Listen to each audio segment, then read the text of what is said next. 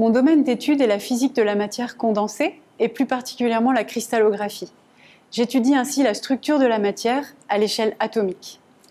Au synchrotron Soleil, je me suis spécialisée dans l'étude des dynamiques de structure atomique induites par impulsion laser aux échelles de temps subnanosecondes et subpicosecondes.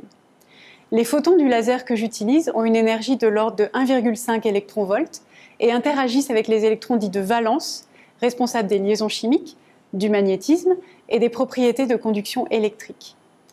De l'interaction laser-électron naissent des états dits hors équilibre, dont la dynamique de relaxation révèle les couplages entre structure atomique, propriétés magnétiques et états électroniques.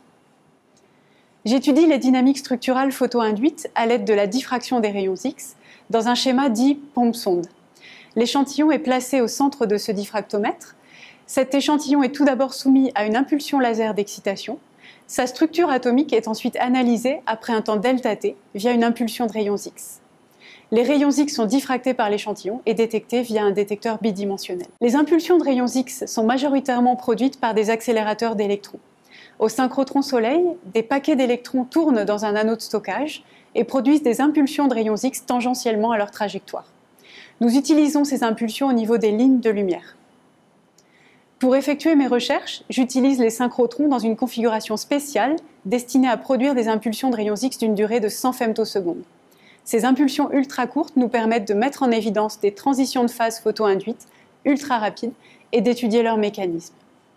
Le développement d'une phase photoinduite est habituellement suivi via l'intensité d'un de ces pics de diffraction. L'originalité de notre travail récent a été de proposer également une analyse des profils des pics de diffraction afin de tirer des informations sur la taille moyenne des régions en formation. La sensibilité aux paramètres spatiaux nous a permis de proposer un scénario de croissance de la phase photoinduite.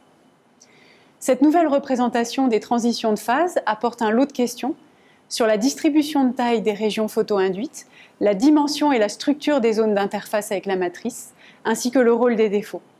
Derrière ces questions se cache l'enjeu du contrôle des propriétés physiques par laser, aux échelles nanométriques et de la picoseconde, dans des matériaux susceptibles de composer l'électronique de demain.